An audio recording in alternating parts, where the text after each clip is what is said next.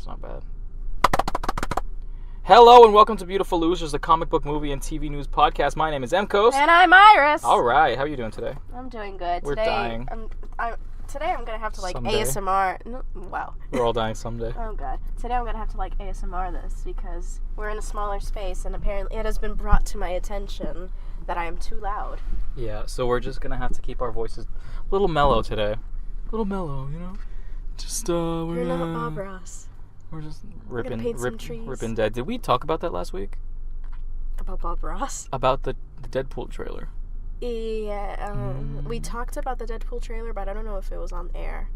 But if we did, we apologize. But either way. So, yeah, obviously we're going to get right into the news because that's what we do. Yes, we talk news. Welcome to this. Sometimes it's to the best of our abilities, and sometimes it's just...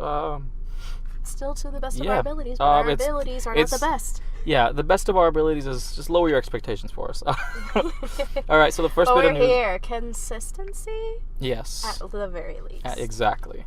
We're still recording, even though we don't have a studio. Oh. Again, that's 2 weeks in a row. That's fine. I do apologize. Let's make it a thing. Let's make it a thing in our things. We just leave our our phones ringing. At least your Google Now talks back to you. Yeah, no, thank you. She needs to stop talking. Yeah. Okay, so I'm getting all my news here from superbromovies.com since I'm an official writer for them. I just have to give them a little bit of promo. I'm going to give them promo every episode.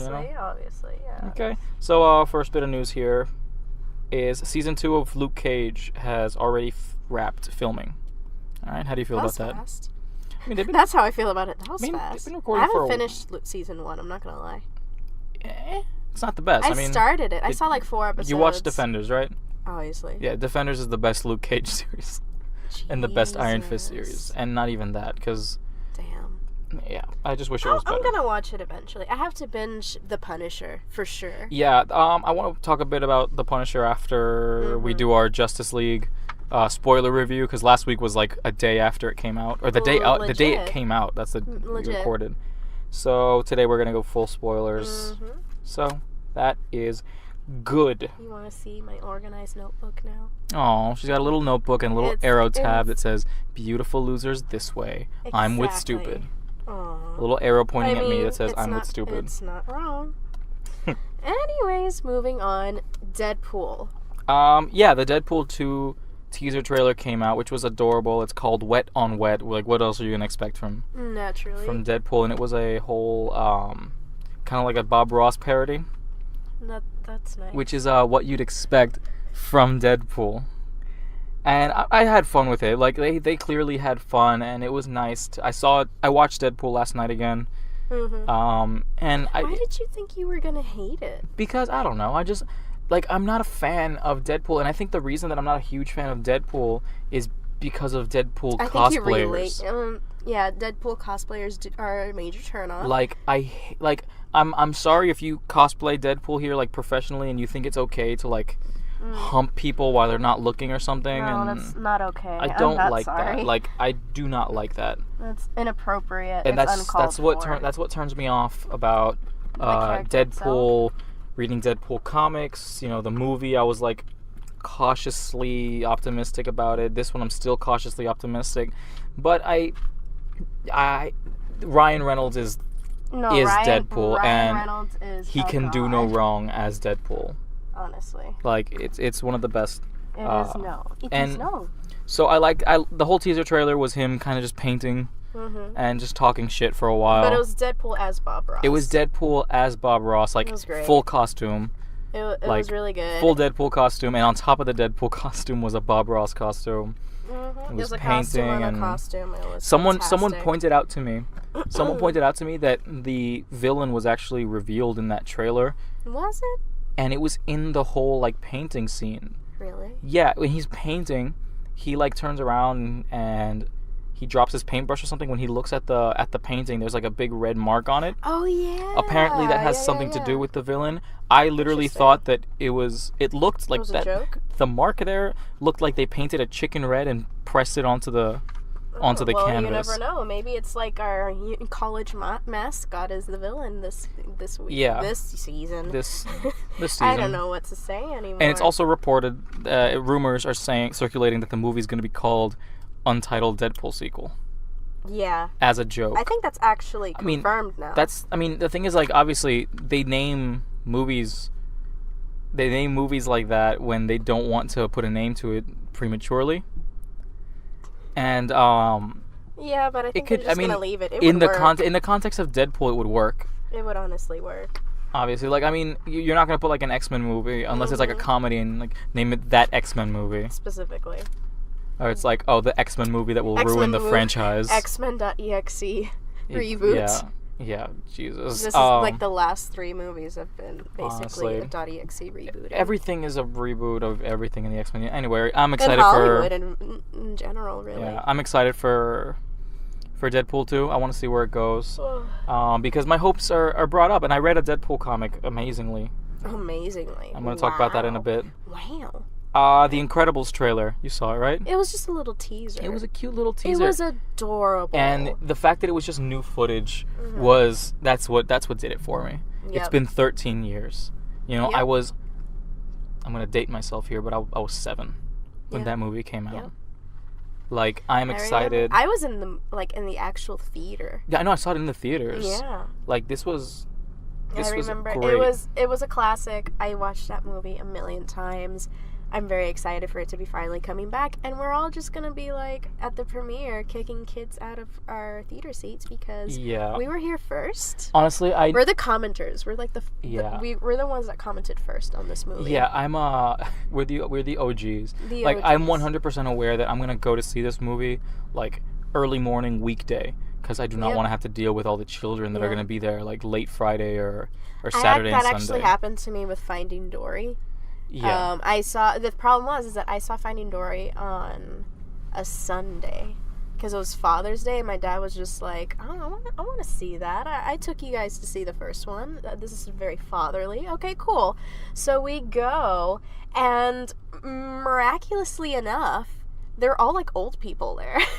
That's That was crazy. Yeah, it was just basically like teenagers and their parents too, or just old people in general. Like, there were I think there were like maybe 1 or 2 little kids, and they didn't make a peep. Like, they enjoyed the movie. I'm not sure if I saw Finding Dory with my brother and sister, or if me as a grown-ass man went to see it alone. It would not surprise me in any way whatsoever. The thing is, it's either one or the other. When I see a kids movie, I'm either with my brother and sister and like it's a whole family thing, or I'm just like being the creepy guy twiddling my mustache while kids are walking around me, and I'm just like, I swear to God, I'm just here for the movie. I'm here for the movie. I was the OG. Like, come on, Pixar. You cannot miss Pixar. I can't tell you a single movie that Pixar has gotten wrong except for Cars 2 and 3. No, Cars 3 was actually good. Really? I was because, like, I haven't even bothered. Because Cars 1 is good. Yeah. You know? And then Cars 2 was just like, let's do the same thing but spies, I guess. No one wanted that. No. And then Cars 3 was just like, this is just like Cars 1. Because it's like a whole, like, athletic redemption story. Okay. Because, the first one was like him trying to, I guess, find his feet again in the racing world. Wheels. Find his fucking tires. Like, and it's the same thing with in Cars 3. You know, you have Lightning McQueen trying to keep up with these newer and younger athletes coming into his field. They're athletes. Like, I was like, oh, they're race cars. And then I realized, like, this is track and field for them. Yeah. Yep. It's really fast track and field. It's like, very fast track and field. Cars go from fast. Anyways, moving on. Excited for Incredibles 2. We are really excited for Incredibles 2. Did you see that? The Harley Quinn is set to get an adult animated series? Yeah, I think that's good because... I'm into it.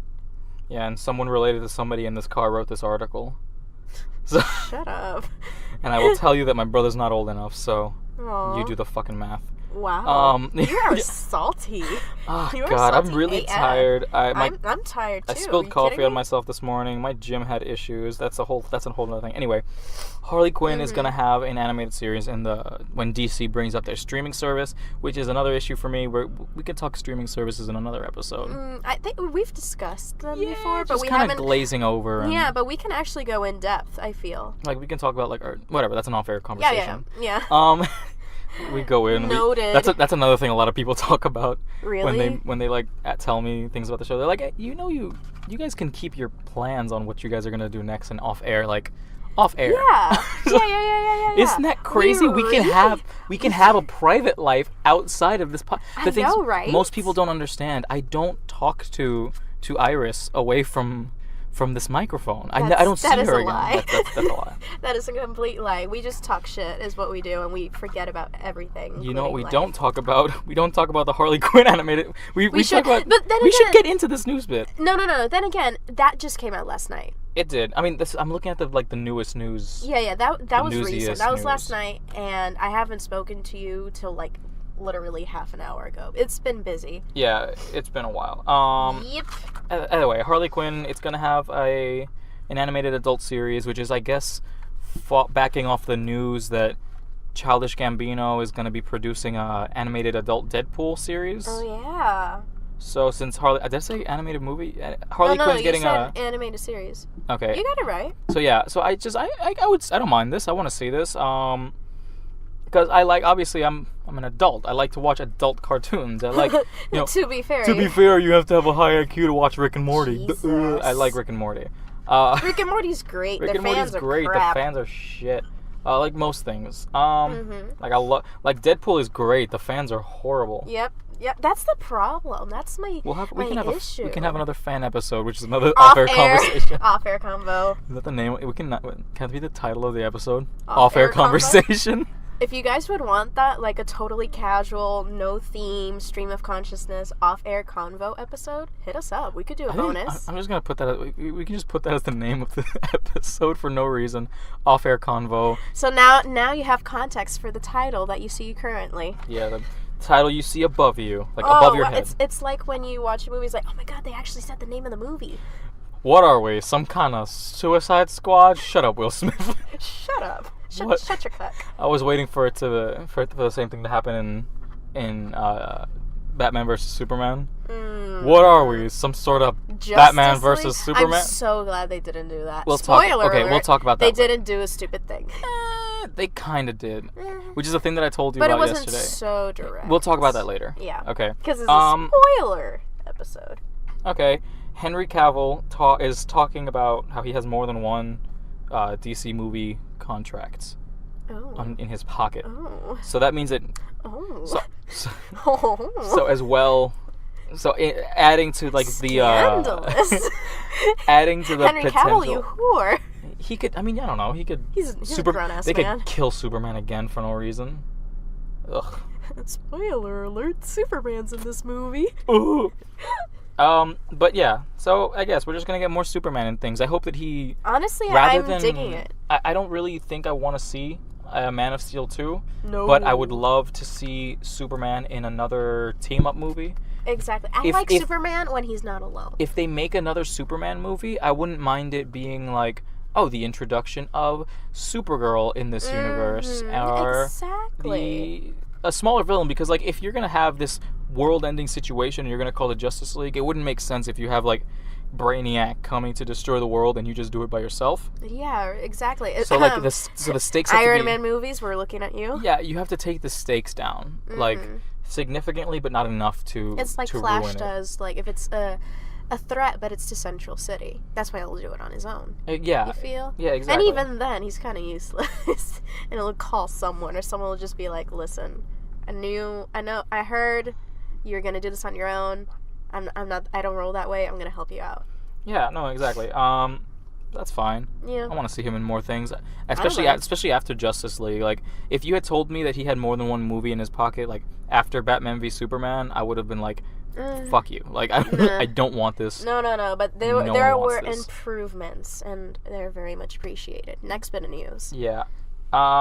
Yeah. Ooh, Lorde and Miller. That. Lorde and Miller talk about, like, they go in depth talking about why they left. They finally came out about the whole. They didn't leave. They were fired. Exactly. Why directors Lorde and Miller, why they were fired by Lucasfilm from the Han Solo film. This Han Solo story. Yeah, the Han Solo Star Wars American Han Solo story. Yeah. The movie. The movie. That's the name. The prequel. That'll be the title of the episode. No, I'm kidding. No. But yeah. How about we write that down and that'll be the title of our Han Solo. Convo. No, that's not an off-air convo. Okay. This is whenever we do our Han Solo review, that'll be the title of the episode. All so right. whatever the fuck I just said, Han Solo, whatever movie. Nice. You read it. I'm just kind of skimming. Do you know exactly why? I remember. I read this last night and I was very tired, but I remember that they talked about they were saying, like, oh, it just seems so, like, cliche to say creative differences when a lot of times it wasn't really creative differences, but that was truly the case here. They had this vision for this film, and there was such a friction that just didn't work out with how they wanted the film to come out with Lucasfilms, and they just ended up changing directors. But they were very grateful for the story and for the opportunity, and they got very close with the cast and crew, and they would love to see this movie succeed. But yeah, it was basically that, the creative differences. Right. Like, they were, in their own words, honestly saying, it was this, that's why we got kicked off the project, basically. Honestly, either way Han Solo goes, like, if it's a good movie or if it's a bad movie, I would still want to see, like, down the line, a Lorde and Miller cut. Mm-hmm. You know, exactly. like what their movie could have been, and then we can be the judge. Like, you know. We can be the judge. Yeah, we can be, specifically you and I, no one else. Of course. We're the only ones who can judge Star Wars movies. Exactly. Call us Rotten Tomatoes. Yeah, us and Steele Saunders, who basically own Star Wars. We're Rotten Potatoes. We're nasty potatoes. Oh. That's our website. How about fresh potatoes? French fries. Fresh fries. I'm really hungry. Please don't say these things to me. Poor thing. No, anyways, but yeah, I would like to see a Lorde and Miller cut of this, and like I said, eventually, like, either way Han Solo goes, like, if it's good or bad, I still want to see what it could have been. Exactly. Like, I'm totally for, and I think we mentioned this last episode, I'm totally for seeing the same thing happen with Justice League. I would love to see a director's cut. But no, yeah, this is the first time I'd ever want to see a Zack Snyder cut, because we got a Zack Snyder cut of the rest of the DCEU, and it's been garbage. Yeah. I mean, the Ultimate Edition of BVS was slightly improved. It's slightly improved, but that's like... But it wasn't enough to fix the movie. It's like throwing Febreze on the dog turd. I mean, it covers slightly improved. Like, the only Band-Aid for BVS was Justice League. That's like the best Band-Aid. Like, no amount of extended edition would the extended edition of BVS is the Justice League. Is Justice League. Honestly. But it's good. Yeah, and on that note, Jason Momoa was defending Justice League, and I don't blame him. I mean, it's a good movie, obviously, and I love this They've portrayal. But had a very high, like, I understand. He's defending it from the poor reviews and the bad comments. Yeah. And it's all attributed to this Atlantean backstory that got cut out. A lot of things, like, I got a list of things that got cut out, and if I'm honest with you... A lot of them were cut out. A lot of things were cut. Like, a lot of things that would have been... It could be a full movie on its own. Honestly. Like, again, we mentioned it. An extra 15, 20 minutes would have done a world of a difference. The one thing that I was really excited to see in Justice League was, like, this one scene that we got in the trailers of Ezra Miller running and just touching glass and it disintegrating and him running through it. Yeah, we didn't get that because a lot of things got cut. The actress, I forget her name, the actress from... Amber Heard? No, I'm not sure. Which actress? Have you seen the movie Dope? No. Oh, crap. Dope. Was she in BVS? Justice League? She was supposed to be... She was cast as Iris West. Oh, okay. And, yeah, she was supposed to be in this movie. She left because of what's her name? Kiersey Clemens. Okay.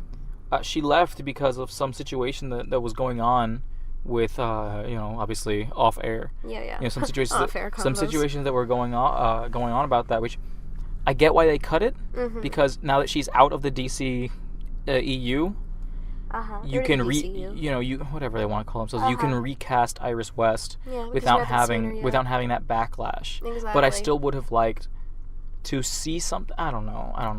I know. They did the best that they could under the circumstances. Like, I can truly say that this time, this movie went through so much trouble and so many changes and so many, like, time crunches that they truly did the best that they could. And we still got a very entertaining product. Yeah. Like, there was no excuse. There's no excuse to say, oh, this movie's garbage, because it really is not.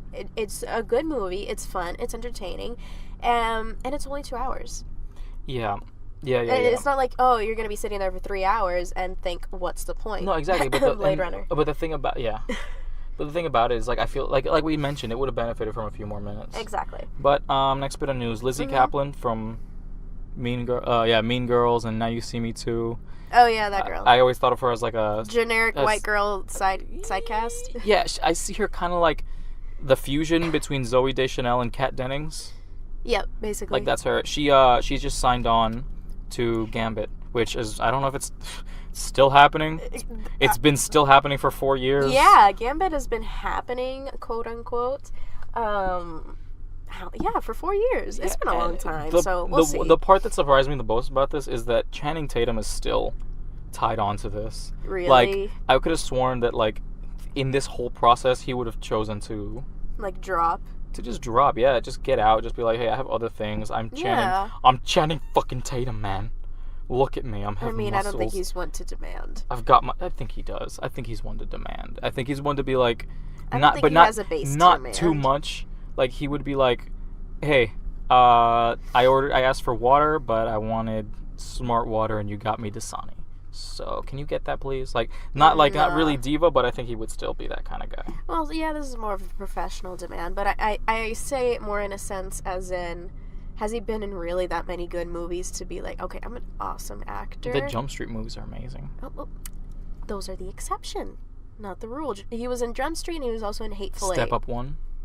That was a great movie. Step Up 1. Just the one. I'm giving you just the one. Step Up 1 and Step Up 3 are the only good movies in that franchise. Just the fact that there's a Step Up 3 irks me. I'm pretty sure they're like going up to like Step Up 6 now. Better get to that fucking landing. There's been a lot of steps. Yeah. Why don't we have a step down? No, they just keep going up. And it's never going to stop. Jeez. Stan Lee is going to appear in the Big Hero 6 movie because adorable. We saw him in the post-credit scene of Big Hero 6 as himself. Naturally, that's what Stan Lee does. Yeah. That's fine. Ant-Man and Wasp is coming out next year. I'm really excited about that. Ant-Man and the Wasp, I'm stoked. There's been a lot. I don't say stoked at all, but I am stoked. There's been a few set photos that just looks kind of generic. Yeah, I don't really, pay attention to set photos right now because they're just going to be, really out of context and just... I already saw the suit. I think the suit looks cool. That's all I want, you know? Yeah, that's really all that matters. This thing kind of, drops a bit of a spoiler on us. It's a potential spoiler. So, spoiler alert. Yeah, so spoiler alert, potentially, but then again, I don't know shit about shit, okay? No, we're not professionals. But it shows Hank Pym and... Michael Douglas's Hank Pym. Yeah, Michael Douglas's Hank Pym and Michelle Pfeiffer's Janet Van Dyne, which obviously they're married, but it shows them Adorable. On a beach in Hawaii, but they're not cute, aged down or hair dyed. So I guess that means that they got her out of whatever tiny baby verse she was.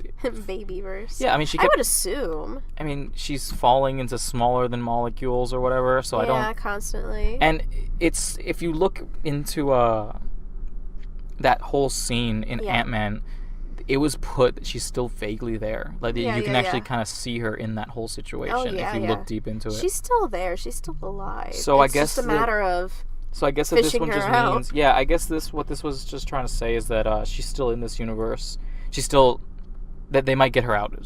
Okay. So potential spoilers for that. Whatever. Understandable. Whatever. Not that what's the word? Astounding. Yeah. Also, I do apologize. I have been sick this weekend. It's flu season here. It is flu season. The flu is getting to all of us. I think that's... Yeah. Is there anything else that I want to say for news? We already mentioned the Deadpool 2. We need to prepare better. Yeah, it's been very hectic. It's very difficult to get this going. But hopefully, by December, I'm hoping maybe we can be a little more. Get something we're trying to get a space. Yeah, we're trying to find a space because while we appreciate the car, it's unprofessional. We love it. Thank you so much. Love you. Love the car. But we need something with a table. This is actually noteworthy. So Justice League, I don't know if we'll get with this one. We'll go right into into our review. I'm gonna talk numbers real quick. Justice League cost $300 million to make. I heard this. Most of that can be attributed to the reshoots. I'm pretty sure it's all to the stash. It's all $300 million went straight to Henry Cavill's mustache. $299 million on the CGI for the mustache. And that other dollar was for $1 million. The rest of the other $1 million was just for Gal Gadot. That's it. Exactly, that's all they spent. The rest of the props were donated. And Ben Affleck's cigarettes, oh jeez, he's so sad. He gained. I think I mentioned this. Yeah, you mentioned it last time. He became the whole process was so stressful for him that he became an alcoholic. That's why he had that weird compression suit. Yeah, because it was he was wearing as we say ever so politely, a faja. Yeah, a faja, which is a it's a girdle. Yeah, it's just a girdle or something. Girdle. It's a thing that keeps all your fat in, whatever. Yeah, he was wearing that. It was very awkward. So back to numbers. Justice League cost $300 million to make, and they were expected to make they were expecting to make at least $250 million on opening. Yeah. That's at the very minimum. Yeah. But they actually only made $96 million domestic. And even with that, internationally is not going to. It doesn't usually help out that much. Oh, damn. But... Yeah, but here's the thing. Before the movie even came out, it already had an unfair advantage because so many people were already saying, the critics are saying Justice League is terrible. It's got a 40% Rotten Tomato rating. And people were like, I'm just not going to waste my money. And...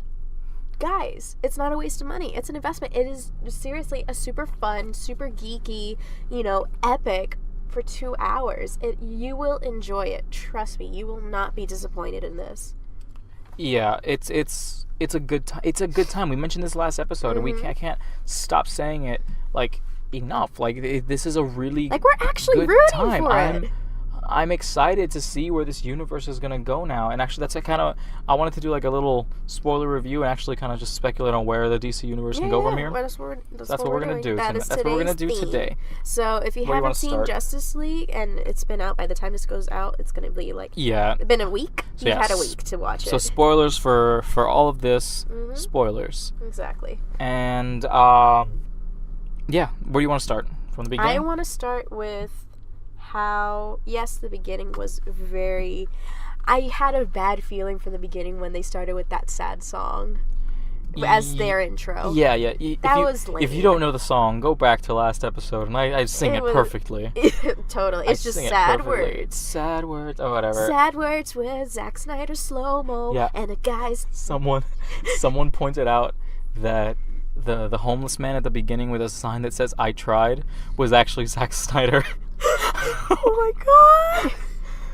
god! It's honestly, that's pretty much. That's terrible. The beginning was kind of rough for me. For this movie. It was a rough takeoff. Every bit of the beginning was difficult for me. The first 10 minutes.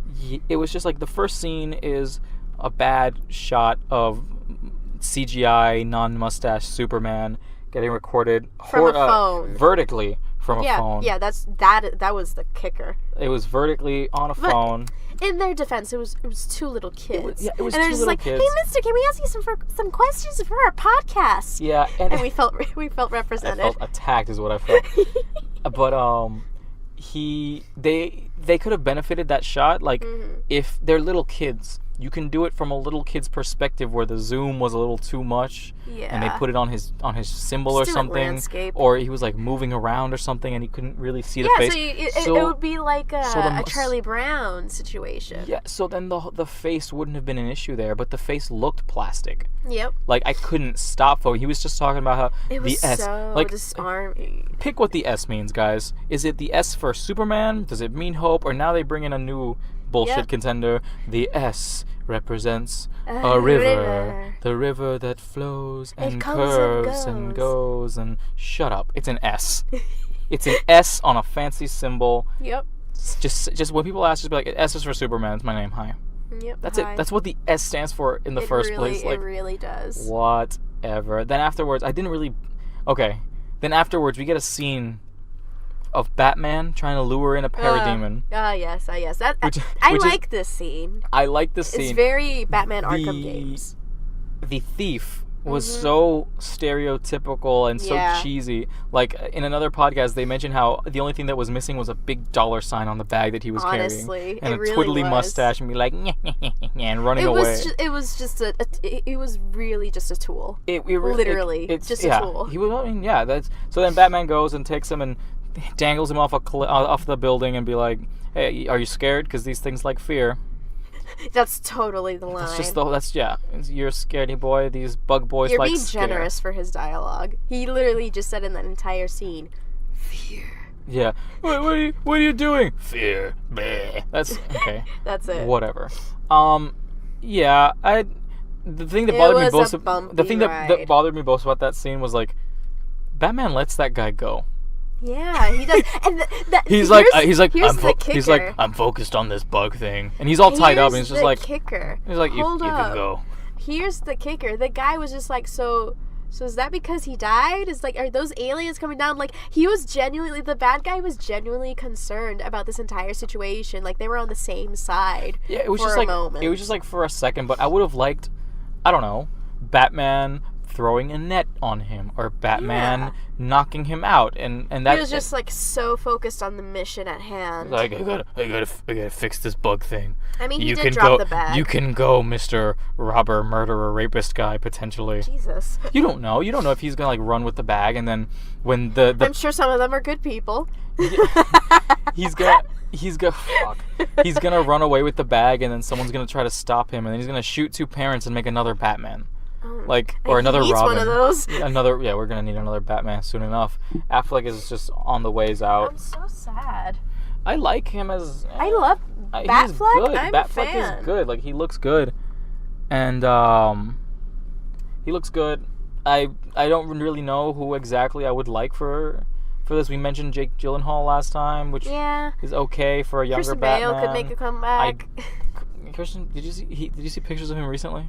Oh yeah, because he's gonna be Dick Cheney, so he just looks like a thumb. He looks like those Spy Kid thumb monsters. Yeah, he looks like, okay, there's, if you don't know the Batman 66 show, there was this villain named Egghead.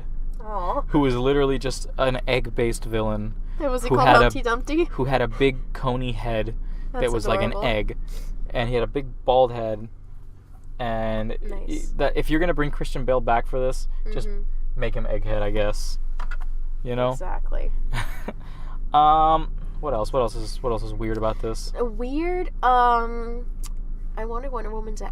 This is very selfish of me, but I feel like the Wonder Woman intro could have gone on for just like 10 seconds more. Yeah. That scene was actually supposed to go longer. We see it in the trailers. A lot of things were cut. We actually see it in the trailers. That whole thing is supposed to actually explode. Like, she's supposed to fail. Really? Like, that whole mission thing was supposed to fail, and like affect her emotionally. Yeah, and that was supposed to be her like, I had to. That's my Wonder Woman voice. We have to fix this. I'm Lady Batman. We have to fix this situation. Not Batgirl, not Batwoman. Lady Batman. Lady Batman. I mean, can. Batman won't sue. If it's the 21st century, women can be Batman too. Women can be Lady Batmans. Exclusively. I'm Lady Batman. Jesus. But no, that whole scene, it was supposed to actually explode. She wasn't supposed to fail. And even if I'm gonna give it a pass on this thing, because I don't know if you noticed, but the villain guys, they're like, we have this bomb and we have 4 others planted around. She stopped one bomb. Yeah, because they faded out to white, like assuming this whole thing, like she continued on her thing. The whole scene was just, they did like that whole Avengers The intro. Avengers. Hello, welcome to Avengers Diner. Oh jeez. Where we avenge but every they did Joe. the whole intro, like, okay, she's out, she's Wonder Woman, she's doing her thing in France. But then she stops the bomb and then gives enough time to look at the camera and be like, action pose. And then Wonder Woman. And then the 4 other bombs that were planted around London or Paris exploded and killed everyone. But we're just supposed to assume that she stopped it. But the good parts of that trailer, that scene, I fucking loved it because I loved her speed. Like that. I love how they used her super speed. That speed effect, like, it shows you that you can have a speedster character without having to have some weird effect. Like the Speed Force, like when you first. I don't. Yeah, I like don't the mind. lightning effect. I think that's that effect. It's kind of just a whole lot of nothing, but it kind of works for it. But you can have a character like Quicksilver, the Flash, or Max Mercury, or whatever speedster you want to put in, and just have absolutely no effect. Yeah. And all you see is just very realistic running, and maybe some like after image of them running. Exactly. But that's it's not bad because it didn't. It felt more natural. It felt so natural. Like, it felt like, oh, I'm watching this incredibly fast person. Yeah. And it's not like she's just slow enough for us to see. No. She's just super fast. But they were able to work in all of the motions that she was doing, because in that one scene where she's, like, deflecting all of the bullets one by one for all the hostages, like, she just starts, like, doing this and that and, getting her arms everywhere to cover the... She's doing gauntlet pingy things. Yes. Ping, ping, you can't... Ping, ping. She's doing the gauntlet piggy things and like rolling over, and then she just stops at the end with her pose, her action pose, and I thought and then the guitar comes. Bit, I love that. But it was really epic, and I do enjoy how much it was commented to me that she used her whole gauntlet, hit both gauntlets for OP mode thing too much in the film. I didn't think so. I thought it was. I guess if you're adding that as her power, like, I don't know why you wouldn't use it. Exactly, because that frustrates me with so many movies. Like, well, you can do that. Why didn't you do that earlier? You feel me? Yeah, exactly. Like, it's if you have the power, use it. Like, it's exactly. like when I know it's a bad analogy, but it's like when someone is playing Mortal Kombat and then they get mad at you because you play Scorpion and all you're doing is the move and hook. Spamming. Yeah. And they're like, you don't do that. And I'm just like, it's a part of the character's OP. If I can spam it, then that's my thing, I guess. You're a dick, I liked but... it. I mean, yeah, you're an a-hole for that. Yeah, but I thought get good. I loved how in this movie we get Diana actually using all of her powers to their fullest extent. I mean, and maybe not even that. Like, I'm pretty sure they still held. I feel like they still held things back because it's implied. Add for more. It's implied that she can fly, but she just doesn't right now. She sort of flies now. She just kind of floats or jumps really high. She leaps. She does the Jessica Jones leap. Yeah, she which is another character that can fly. I just want to see her actually fly. Yeah, she's still practicing the whole flying thing, but she does get to fly a little bit more here. Yeah, like when she just like jumps up and it looks like she's literally zooming out through the roof. Yeah. To throw up the bomb up. She's not actually vomiting the bomb. Blah. Blah. Like a penguin. Okay. That was I was gonna be like a Victoria's Secret fashion model. Wow! Inappropriate. Very so. Anyways. I did like that cold open for her. It was good. It was nice. I liked it. Because we already know Wonder Woman. She's she's probably like her own movie. She's probably the only character that we legitimately love to see on screen right now. So she didn't need that much screen time at the beginning. Yeah, which I would have liked to see. I would have liked to see more. Hence, I said at the beginning, this is probably just a selfish request from me, but this is your star character. Really, it truly is. How dare you? How dare you give your opinion on your podcast? How dare you talk your own opinion on our podcast? Wow. What else was it? Next up, aside from that cold open for Wonder Woman and basically all the characters, it rides so much more smoothly after that. Yeah, after that, it just everything just starts. The gears start turning. The story starts developing. Everyone's coming together, looking for each other. Now, That's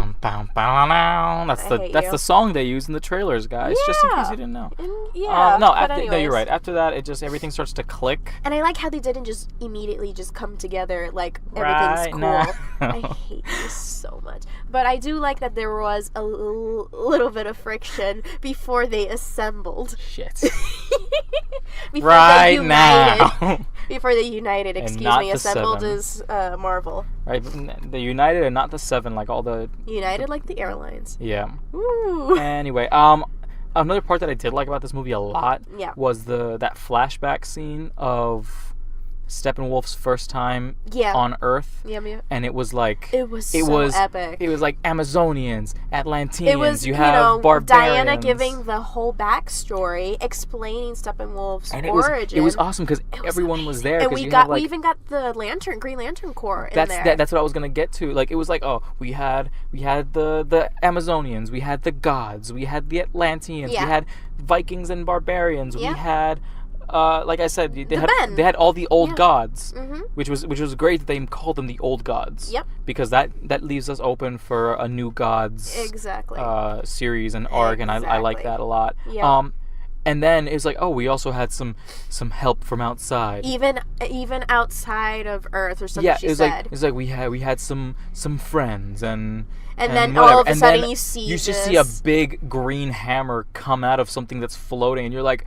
Oh my god. Okay, yeah. Yes. Yeah, okay. I'm here for this. And they did that whole thing, and I love that without it wasn't having in your face. That wasn't too in your face, and they explain so well what a Green Lantern is and how the ring works in like a 1 second scene. Because right there you see a parademon kill a Green Lantern Corps member, and then the ring immediately floats off its finger and starts to fly away to find its next host. And we know this as fans, and that'll be something that'll be explained more, but as a fan, you see this and you're like, this is good. I'm excited. And it really, they put forth the effort, and it shows you don't need all that much footage to just add this little Easter egg in. Like, it was, 2 seconds? Exactly. That we got to see that, and we were satisfied. In Snyder's original version, Batman was actually supposed to be visited by Green Lanterns, by two Green Lanterns, Kilowog and somebody else. Okay. And they were supposed to join them in that last Steppenwolf fight. Really? That was part of something. That was part of it that got cut. There's so many things that got cut, which is frustrating. Which is wild. Like, I can't find the list right now. I can't find the list right now. But there was actually supposed to be a scene where Green Lantern Corps members meet up with Bruce Wayne, and then that scene where Batman says, I gotta bring out the big guns. Yeah. The big guns wasn't supposed to be Lois Lane. It was supposed to be 2 Green Lantern Corps members. That's what I expected. Because when they did this whole thing, we're already in spoilers, when they bring Superman back, he says like, I've got the big guns for this in case it goes south. And here I'm thinking, he's gotta have something.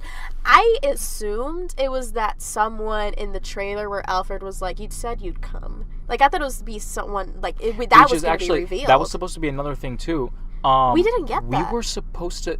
It's almost confirmed that whole floaty image thing... No, never mind. No. That floaty image thing was Superman. Yeah. But Batman was supposed to find out, like, in another email or whatever, that Supergirl exists in this universe. And that was supposed to be, in addition to this, like, just kind of like a cameo that we see a female figure flying. Yep. You know, excuse my alliterations. Which is not Wonder Woman. Exactly. Yes. Like, there were supposed to be so many things. There was supposed to be this underlying plot point where Cyborg is actually one of the mother boxes, and his systems were supposed to fail on him, not as much as it did, because there was like one little bit where it was like, my technology parts think Superman's evil, I gotta shoot him, I don't have control, I can't control that would have been so better if they elaborated on him on that, because there was a lot of things. Make Cyborg the mother box and have Cyborg kidnapped. Exactly, like that would have been great too. That would have been awesome, you know? But this is where I feel Joss Whedon comes in, and he simplified the storyline very much so. Yeah, honestly, if all these things hadn't been cut, the story would have been more all over the place. Which is also true. So it's kind of like, you get this or you get that. Exactly. Like, it's kind of... It's a big... Again, they did the best that they could. It's a big pick and choose situation. Like, if you could use all this footage that was cut out and use it for a build your own Justice League movie pack or something, like, you know, this could work. But you can't put everything in at once. No, that was the problem with Batman vs Superman. They tried to shoehorn everything in. Exactly. And that reminds me, let's talk post-credit scenes for a bit. Just real quick. Well, before we get into post-credit scenes, I want to finish discussing the movie because I loved this movie so much. Not only because it has so many great action scenes, I loved the scene. I loved that whole Flash versus bad Superman scene. Okay. That was epic. That's something I do want to mention. I did like that scene a lot, where it was in the scene, everyone's trying to subdue Superman, be like, because hey, Superman stay down. literally just came back, but he doesn't know who he is. He's freaking out, obviously, as one would if you brought someone back to life. Exactly. Which is something that's explored a lot in DC Comics.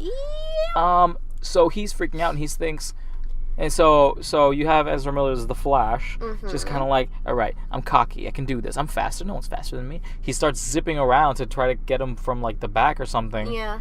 And then he's running, like same speed as he's running, you have Superman just kind of like keeping his eye on him, making a face saying like, I can see you, I know you're there, I can keep he up just like with you. Turned his head and gave him so much side eye, and as soon as that happened, we were all just like, oh my god, it's just like, okay, it's happening, boys, it's happening. What I did not like, I love Ezra Miller's portrayal of the Flash, but it's something that's mentioned a lot in a lot of reviews and a lot of podcasts. He looks like a man who's never run before in his life.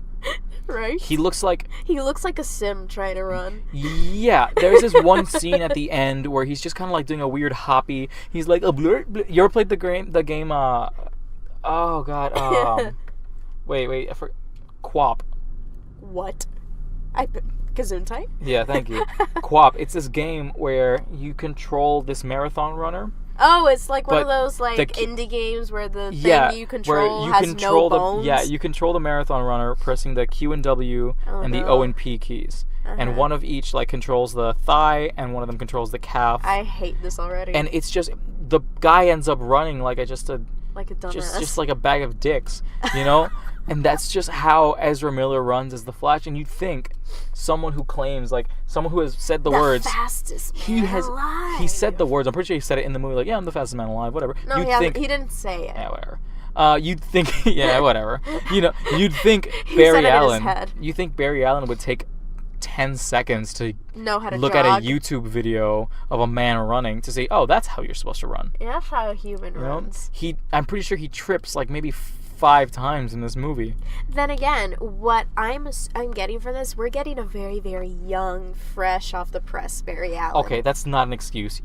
Humans can run. I know, yeah. I know. But here's the thing. Barry Allen is like this super introverted, dude who doesn't really go out much. Nor does he look like he exercises much less. Something I would have liked to see with this portrayal of the Flash would have been like, you have him when he's out of costume and he's like, I'm not the Flash right now. Right. He's this silly, like, quirky, and people are describing him as almost Sheldon from The Big Bang Theory. A little bit, but that seems almost insulting. It's almost accurate, which is unfortunate. Yeah. So it's like when he's out of character, when he's out of the Flash, I wouldn't mind. I don't mind if he's like that, but I would have loved when he's like the Flash. He's like, got to do this. Yeah, this is he's my a bit duty. more confident. I'm the Flash. Let's go.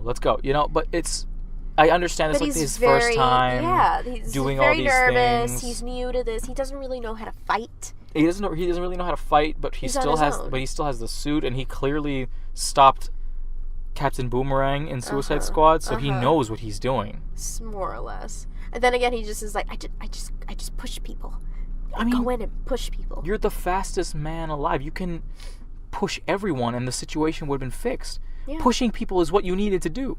Just a little boop. Can we discuss that his main superpower is just going super fast and doing a little boop? Just touching things, yeah. He literally just boops like Diana's sword back to her. I did like that. That felt a little Quicksilver from whatever movie that was. I don't know. They did it twice, but like the X-Men movies. Days of Future Past. There you go. From Days of Future Past, like that scene, that was pretty much, it was a little like that. I like his running effect. Yes. Because, I mean, in Days of Future Past, it's a bit extra. He's running and doing all these things, but we see it as real time. Yeah. So he's just kind of like walking and doing his thing or kind of jogging. But in this one, we see it all in slow motion. It's very Snyder. Like we see this whole thing in slow motion, and we see him inside this kind of bubble. Yep. Because like whenever we see it from his perspective, everything's blue. So it's like him inside the Speed Force. Yep. So and they name the Speed Force like by name. Exactly. He says, I kind of just step into this this kind of fast dimensional power call. I call it the Speed Force. Like they just no fucks given. Just they just went for it, and I wasn't mad about it. I don't mind. I feel like this whole thing that they're doing with the dad. Which by the way, we realized that it was a creepy pedo dad from It. Yeah, although I'm not entirely sure. I still have to check the casting, but I'm pretty sure it was like the creepy like Beverly's dad. From Beverly's dad. That same actor. Yeah. It was very strange. Yeah. So keep him in prison. Don't let him out again. Oh boy. Yeah.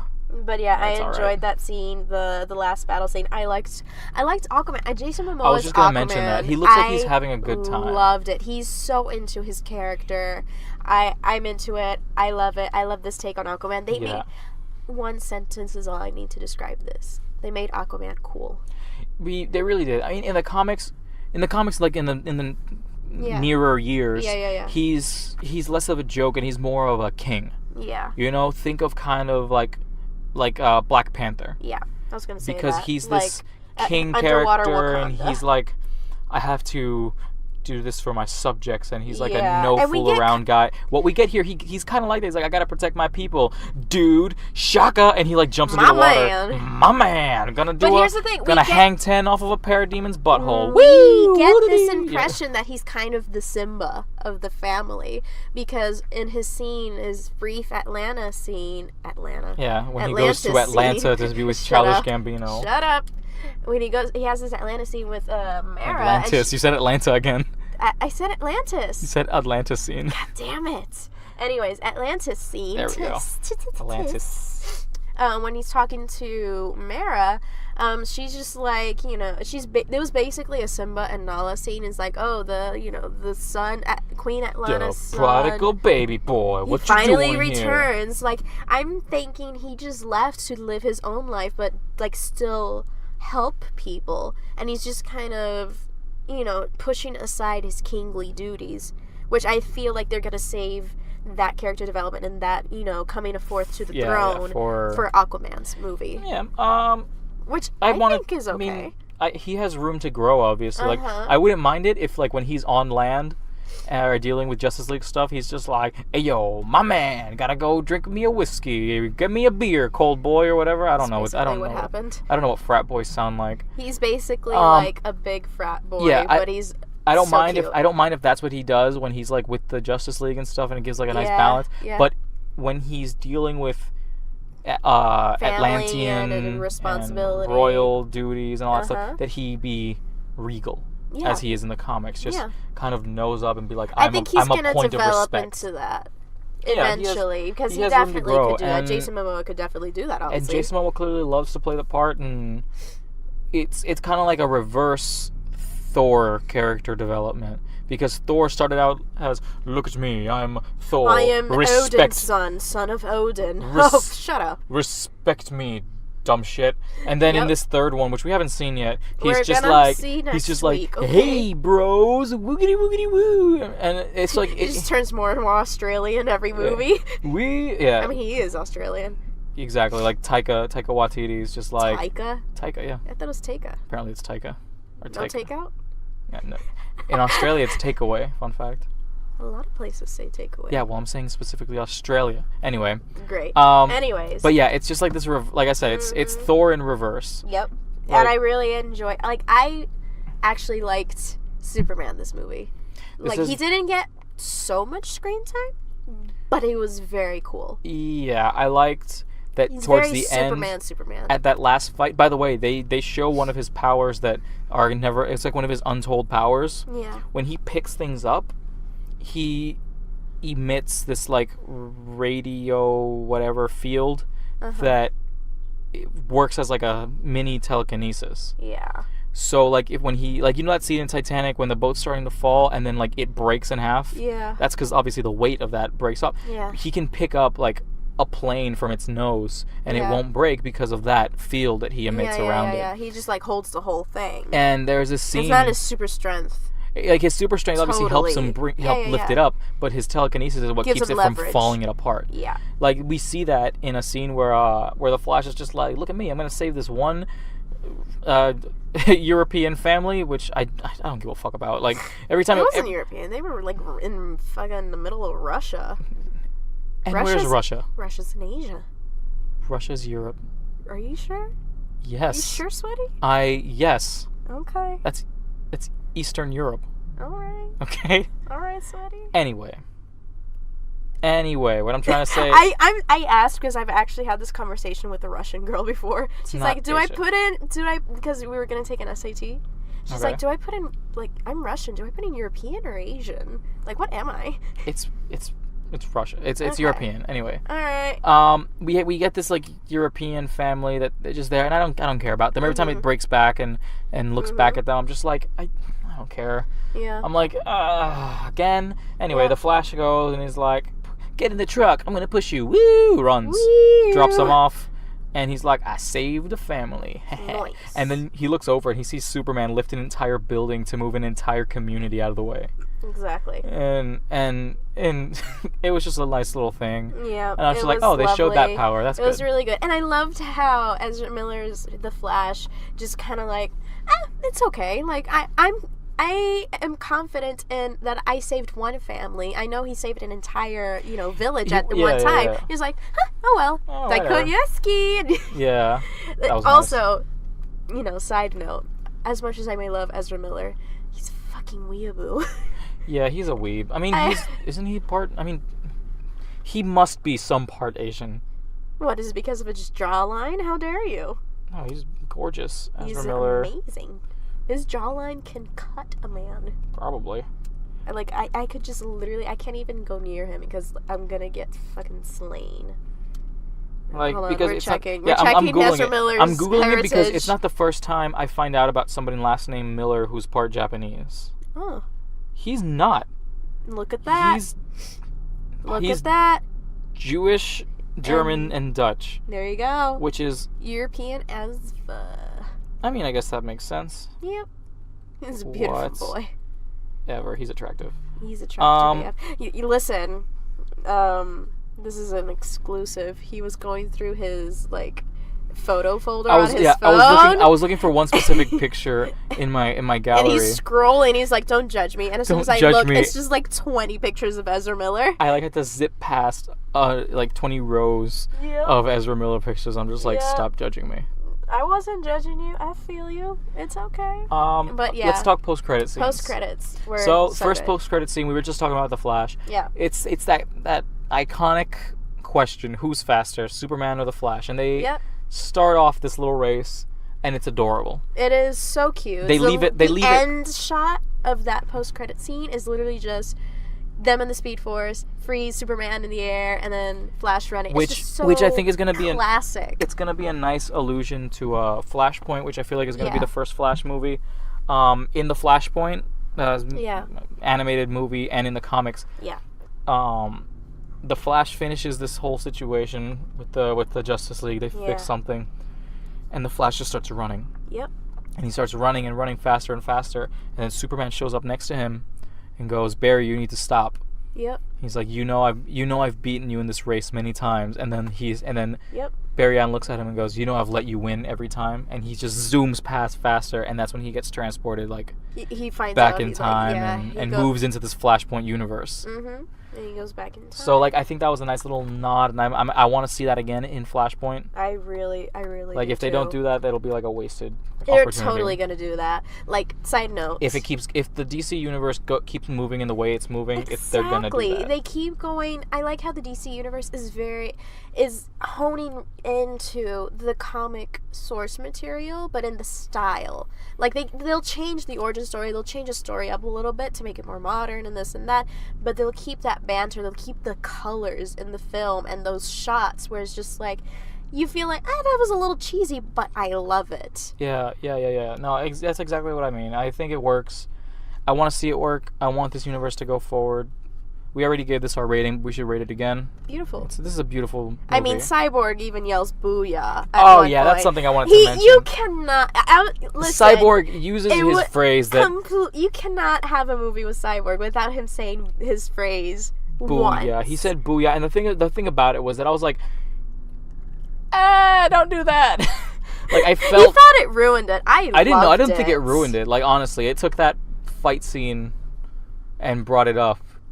You know, it did make it better, but I cringed a bit. I was like, ugh. It is a little bit cringy, because but it was. You hear him like you hear him say it in the animated series and stuff, and it's like it's booyah cute. in situations that I'm just like, oh, okay, that's funny because it's a cartoon and no human says that. no. You've been mistaken. No adult man in the real world will say that. Psych. Yeah, I'm sorry, Ray Fisher. No, you were great. I love you as Cyborg. It was good. I want to see more of Cyborg. More of Cyborg. Cyborg. Yes, Cyborg, the Jewish Cyborg. Jesus. And Andy Cyborg. Shut up. Wait, Andy Serkis. That's his featuring in this episode. Andy Serkis as Andy Cyborg. I hate you so much. You suck. Oh, I already said it. The fans know. Anyway. Oh, jeez.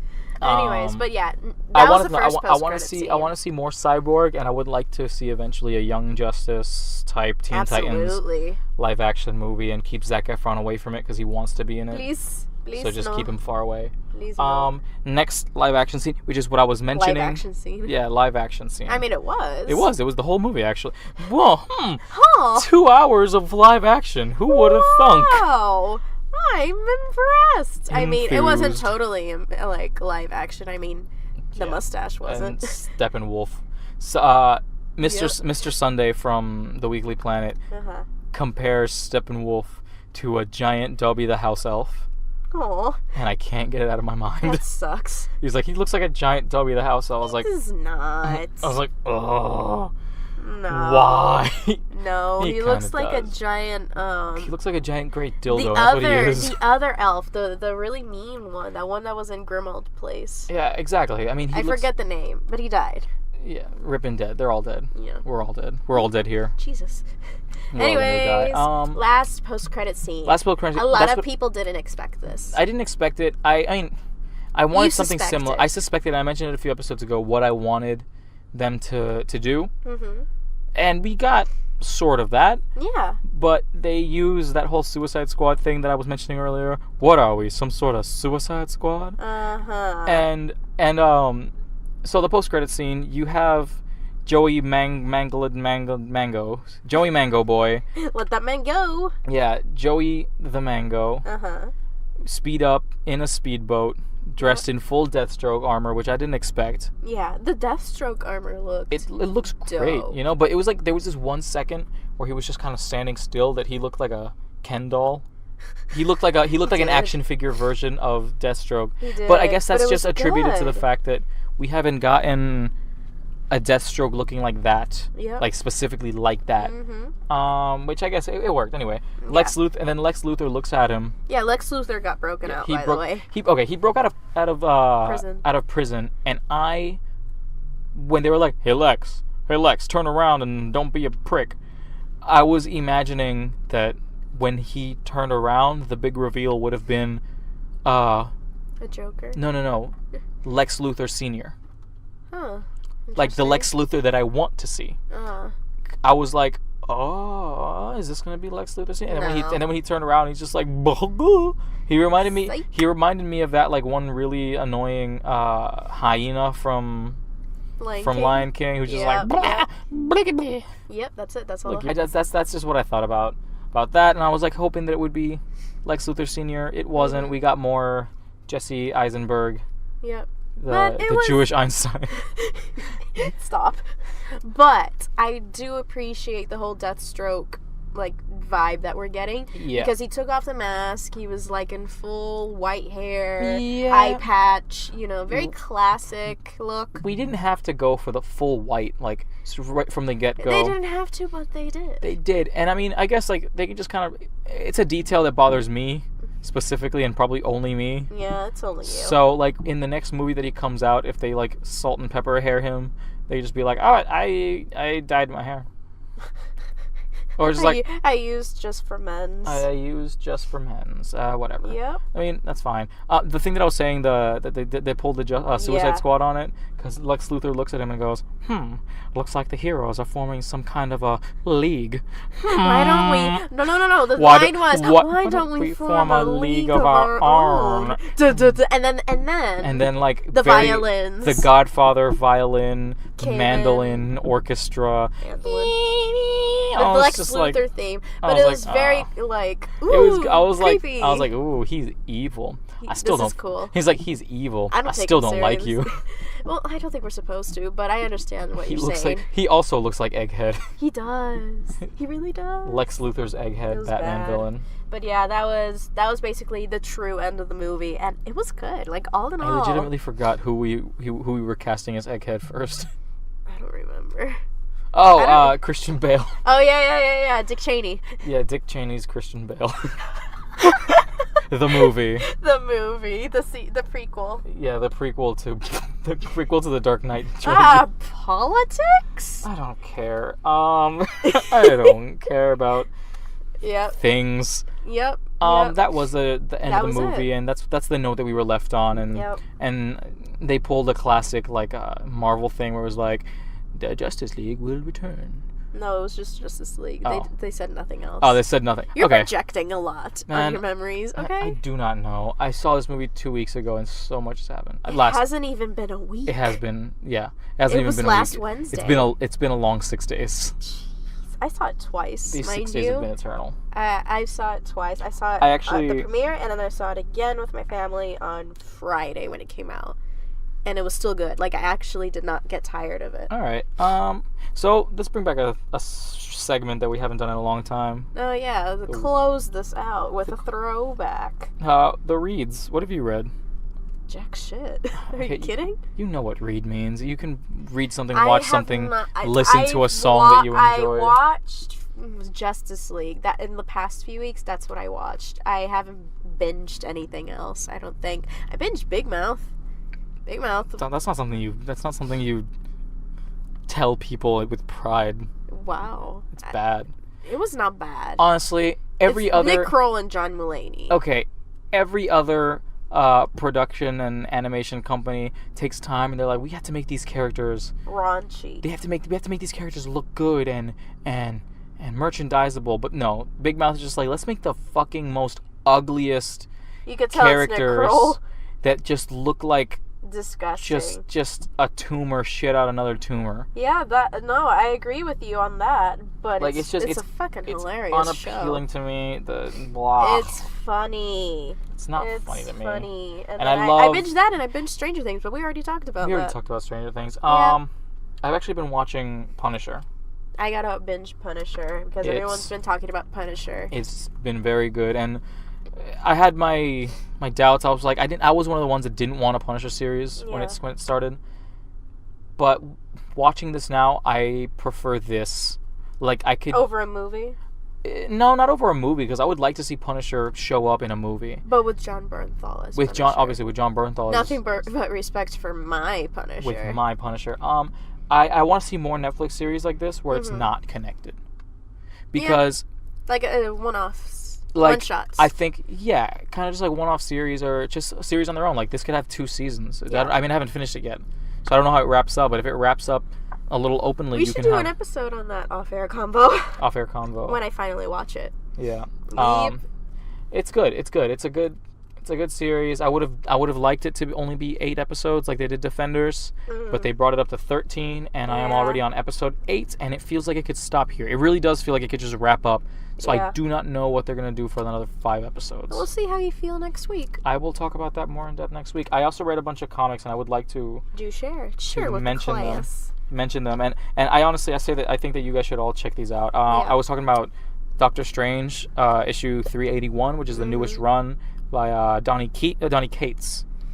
Donny Cates, who picked up the the old author, yeah, his contract finished and he started, and whatever. It's good.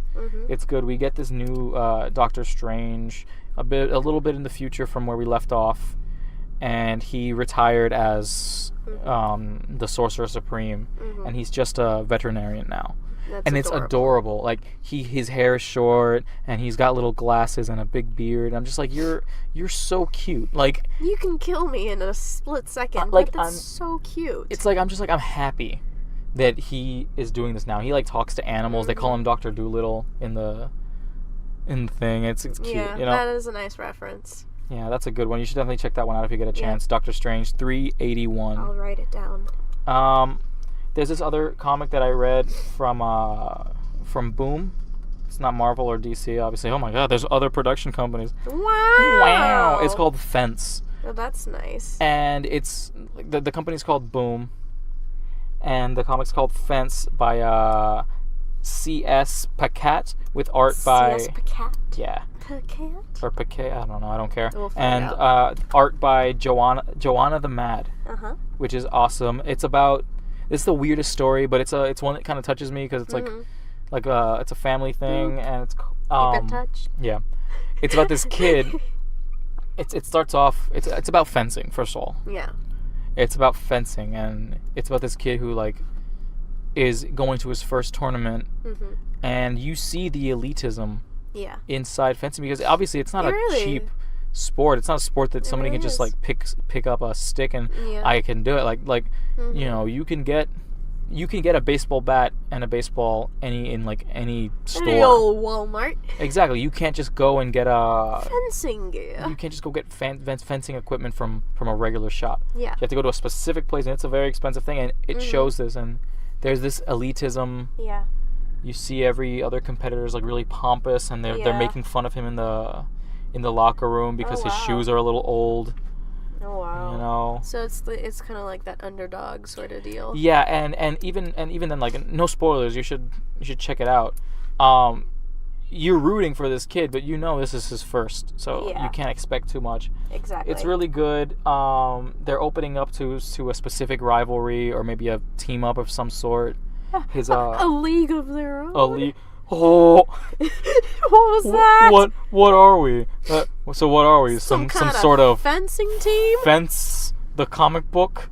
That's a line. No, it's not. Some sort of picket fence? Check some sort of fence book. Check it out. It's from Boom. Nice. Fence by C.S. Pacat. It's really good. Lovely. I also read Moon Knight, which I've been crazy to look for. Oh, you finally found it? Finally found it. Finally bought it. It's Moon Knight 188, and it's I was not disappointed. All that entire struggle in the past week that you've had looking for that. It's been 2 weeks I've been looking for it. Yeah. So, this story, it's Moon Knight, but Moon Knight is not in this episode. This issue, you just kind of see glimpses of Moon Knight here and there, but he's not the main character of this issue. This whole issue is like a lead up to the new villain named Amon-Ra. Ooh. Because Moon Knight is surrounded by a lot of Egyptian mythology and people who like all that stuff. So Moon Knight's therapist takes up another client who is a mass murderer, and he burns people to death and stuff. And casual. Because she's like a Harley Quinn type. Nice. And she's like a Harley Quinn type. She's absolutely in love with Moon Knight, and she thinks, I'm gonna help this guy like I helped him. And she takes him to this Egyptian exhibit and shows him all this Egyptian stuff, and that just kind of helps him go completely mad. That's lovely. Yeah, and I like that they did a little callback that they're in Ravencroft, which is this it's Marvel's Arkham. Lovely. Ravencroft, and it's nice. Little asylum. It's a good one. I'm interested. I'll check it out. It's part 1. It's called Crazy Runs in the Family. Lovely. It's really good. And I mentioned that I read a Deadpool comic. It's Deadpool versus Old Man Logan. Nice. And it's really good because, I knew it was gonna be good when the opening is just a bunch of people sitting on a train, and you see a couple of red hands holding a newspaper, and the newspaper reads fake news. Like, it just says really big fake news on the side. I mean, are they wrong, though? No, they're not wrong. It says fake news really big. It's hilarious. And, that's lovely. And, like, the mini intro that you get to Deadpool in this, it's just, like, a bunch of, like, dickheads come up and smack an old lady's book out of her hand. Okay. And she kind of just whispers to herself, man, what I'd pay to see those guys, like, what I'd give to see those guys pay, or whatever. And he, like, puts down his papers, like, how much exactly would you pay for that? And she offers him $25, and he commences to slaughter this group of, like, 20-year-olds for being assholes. Like, he just eviscerates them. That's nice. And without, like, for $25. I mean, he sure ain't no death shot. Dead shot. Wow. Death shot. Wow. Wow. That is a fan fiction. Death shot. Ew. Lovely. It's good. It's literally exactly that. Like, it's called Deadpool versus Old Man Logan. You know what's a death shot? Don't. 151. That's actually pretty good. That's a good one. Oof, a alcohol. Death shot. Yeah. But yeah, they call it Deadpool versus Old Man Logan, but they just kind of scrap for a bit in the first few pages, and then they're like, we gotta team up to save this mysterious girl who's got powers, and she's smoking for some reason. Like, smoke is coming out of her body. Not true. I'm not sure if she's on fire or not. I don't know. She's just, had but it's bad just like, hair day. But it's just like a bunch of, like, government people are after her too. So it's like Deadpool and Old Man Logan rescuing this girl while simultaneously running away from whoever the hell is trying to get them. Cool. It's pretty good. That's cool. I'll read that. That's pretty much all I've done. Because I've been reading Old Man Logan. Like, it's that really series, and I'm enjoying it. I think I'm 4 issues in. And it's actually good. It's actually a nice take on Old Man Logan, because we get this, like, Old Man Logan's this surly, I've seen war, I'm too old for this shit kind of guy. But in this one, since he's partnered up with Deadpool, he has this liberty to crack a few jokes and to crack a few puns when he's doing something, and I don't find Deadpool annoying in this issue. Like, which is surprising for you? Which is it really is, because he just kind of, like, one of his jokes, he walks up to somebody with that newspaper and he goes, oh, you know what I like the most about print media? It's just that the stories always come off as hard hitting, and punches through the newspaper. That's such a Spider-Man thing to say. I was like, I feel. Oh god, that was a good one. You got me. That was a good one. like that. I love cheap jokes like that. Clearly, if you guys ever listen to this podcast, you know I'm a slut for cheap jokes. Yeah. Cheap puns. I love a good 99-cent pun. Cheap. You okay? I'm tired as hell. I'm tired as hell as well. So that was the show. Let me pull up our handles. Yeah. Pull it up. You keep distracting the folks here. All right. So yeah, how y'all doing? How you doing? They can't answer you. I don't care. Hey, first of all, I'm gonna be really bitchy about this. How come you guys always talk to him? I'm on this show too. I have a Twitter. I have a great Twitter, first of all. My Twitter handle is there. Why are you playing another podcast on our podcast? I was looking for our handles. That's lovely. I can't seem to find our handles. Do you want me to do it? Okay, there you go. We're on Spotify, by the way. We are on Spotify. That's actually where I'm pulling we're on Spotify. From. We're on Spotify. We're on iTunes, Podbean. Find us everywhere, except for SoundCloud. Everywhere where you get a podcast, except for SoundCloud, because they cheaped us out at the beginning. They did, but you know what? We are happy where we're at right now. Good. It's like we left that X behind. Yeah, and a lot of people are like, they're talking to me, they're being like, hey, now I'm going to start listening to your podcast more and more because it's on Spotify. So it's more accessible. More people have Spotify. Yeah, because Podbean, our host, just got like this compatibility sort of the deal with Spotify, and we just requested to get on our podcast on Spotify, and it's just really helped. They requested that we go on. We got the email. They were like, you guys should come on. I was like, yes. Yes. All right, so here are we're our everywhere. Links. All right. You can support the show by becoming a patron, which is going to change soon, so maybe don't. You can go to the link below. There's a patron site for you donate a few bucks a month, and it helps keeps the light on. But if you're gonna donate, like we're kind of reconfiguring things. So if you're gonna donate, totally recommend going to the GoFundMe giveaway. Go to the GoFundMe. We have a Funko Pop giveaway on there.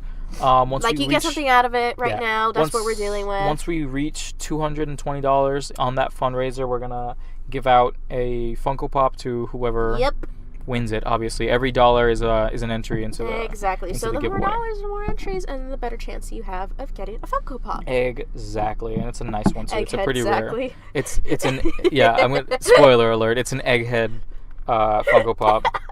Find us on Facebook. We are go on Facebook.com/Beautiful Losers. Beautiful Losers Podcast, I think now. No, Beautiful Losers. Just Beautiful Losers? Yeah. Facebook.com/Beautiful Losers.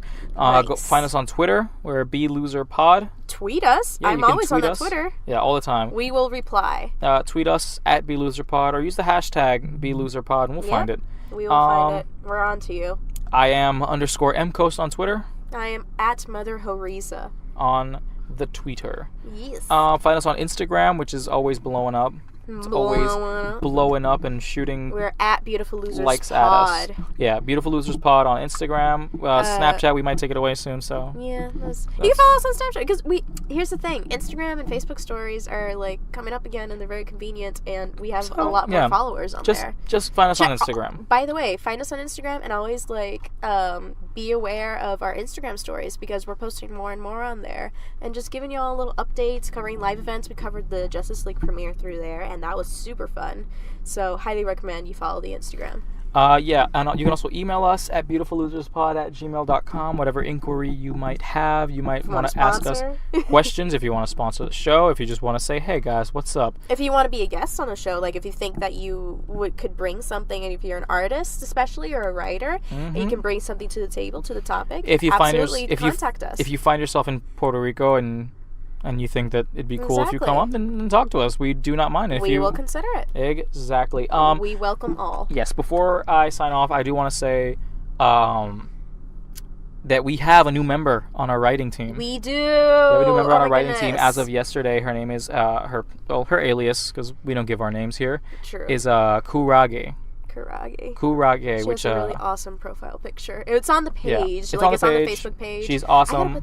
I've known her for years, and I trust her awesome. She's wholeheartedly. our new Beautiful Loser ambassador. We're starting this new thing where we're going to be recruiting you, Nick Fury style. You the listener. Yes. It might be you. Nick Fury style. We're gonna recruiting. Message you if you get a message from us, it's because of this. Yeah, we want to have people on different sides of the earth. The planet, who can report and go to cons and go to things and represent Beautiful Losers while they're over there. And obviously that gives you exposure because you'd be featured on our page. You'd be a part of our page. Absolutely. And yeah, so we're hoping to grow the Beautiful Losers family little by little. We're working up. Starting we're stepping up. Yeah, starting Step Up 6, the movie. 60. Step Up 16. Yeah, 6, the number of the beast. No, wait, I'm not done yet. Okay. Thank you to Kurage for accepting us and saying yes more than anything, wanting to be part of the family. Yes. She said yes. He went to Jared. Yeah, Jared's foot-long subs and touching kids. Jared Leto. I meant Jared from Subway, but that's okay. Yeah, it's okay. He touched kids. I know. But yeah, she's our first ambassador, and she's reporting everything from New York. Everything New York, Connecticut, cons, anime cons, Maryland. She covered Anime Con for us this weekend, so be sure to check out the pictures on our Facebook because they look amazing. Yeah. So, is that it? That's the show? That is the show. We'll see you next week with whatever topic that we're going to talk about next week. I don't know. You'll find out. Who are they? What do they know? Let's find out. What do we know? Absolutely anything. I'm just surprised to be on the show. Bye. Bye.